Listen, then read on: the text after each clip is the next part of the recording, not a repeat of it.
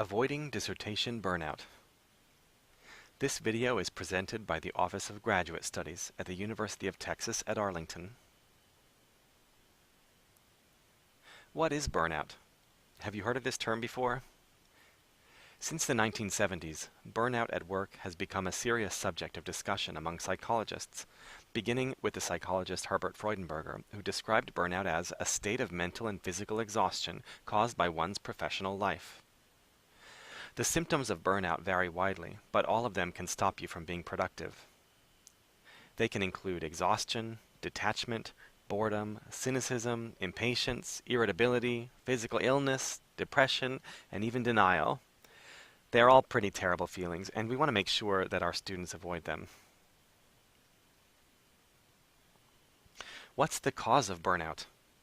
Psychologists describe the basic causes of burnout as overdedication, overcommitment, and unrealistic goals. People who suffer from burnout are in general intensely driven, highly focused people who are committed to their work at the expense of other areas of their lives. Does this sound familiar to you? Advanced graduate students who are writing dissertations are prime candidates to experience burnout. Dissertation writers are highly driven and deeply committed to their work, not to mention being under a great deal of pressure. That's one reason we're making this video. We want to show you ways you can counterbalance feelings of exhaustion and fatigue before they become burnout. How do you avoid burnout? The number one activity you can do to prevent burnout is to be mindful of stress and its effect on you. Be aware of sources of stress in your own personal and professional life and try to mediate them. The list of stresses that graduate students face is long and varies from person to person, but here are some possible sources of stress. Dissertation writers like you face many sources of stress, including a lack of free time, intense academic programs, high academic and professional expectations and standards, possibly a feeling of competition among your peers, constant observation and evaluation by your mentors, and a feeling maybe that you should be writing your dissertation all the time. The list goes on, really. But being mindful of stress takes time and focus, both precious commodities to someone who's writing a dissertation. But think of that time as an investment in your long-term productivity, well-being, and feelings of satisfaction with your work. In the rest of this presentation, we'll discuss 4 concrete ways you can modify your life to avoid feelings of exhaustion, fatigue, and eventually burnout. Work-life balance, time for recovery, physical well-being, and managing expectations. The most important thing you can do to prevent burnout is to dedicate time and physical space to recovery from work. Just like your car will not operate when it runs out of gas, your mind and body cannot work properly without regular intervals of restoration and recovery. Well, what kinds of activities can lead to recovery? Daily psychological detachment from work, regularly.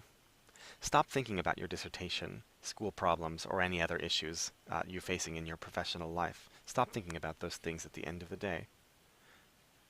Relaxation. Participate in activities that require low amounts of effort. Watching TV, taking walks, listening to music, yoga, breathing exercises. There are any number of activities that can help you relax. And finally, social activities and interactions. Have positive conversations with friends and family. Enjoy time with your friends. Join social organizations or meetups. Go to parties. Enjoy eating dinner with your friends or colleagues.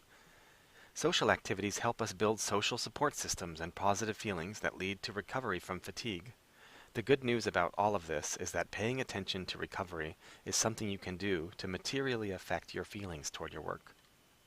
While writing a dissertation, the physical space between work and home life can become blurred because dissertation writers often work from home. Recovery from work is impossible if your physical and mental space is always oriented toward work. People have different preferences about how porous that boundary between work life and home life should be. Whether you prefer an integrated or a segmented boundary between work and home life, be mindful of the ways that feelings about your work can spill over into your home life. If you're currently having negative feelings about your writing or your research, it's important to maintain a clear boundary in the physical and mental realms of home life and work life.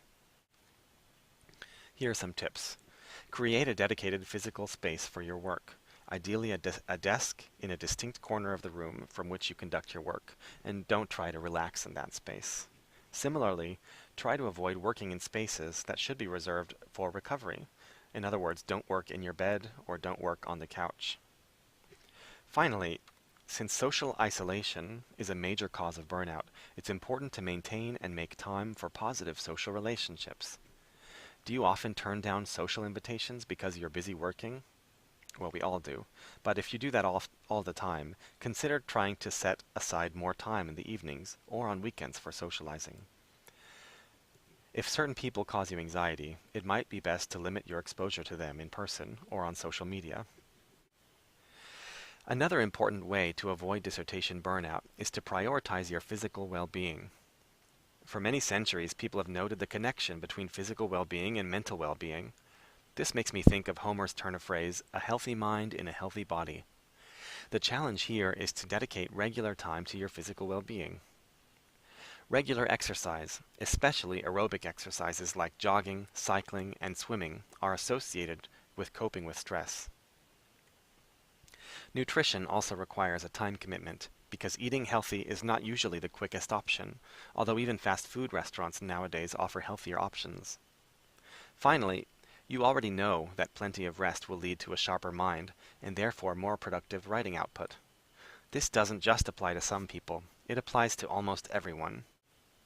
Many people believe that they're able to get by on small amounts of sleep, but according to Dr. Daniel Buis, of 100 people who believe they only need 5 or 6 hours of sleep a night, only about 5 of those people really do. So make time for your sleep. Burnout is a real problem for dissertation writers, and so it's important to take some time to think about what it is, how to spot the symptoms, and how to cope with them. In this video, we covered what burnout is and what it looks like.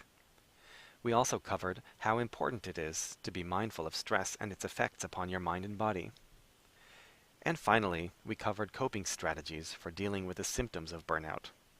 Coping strategies like recovery, work-life balance, physical well-being, and managing your expectations. Thank you for watching, and happy writing.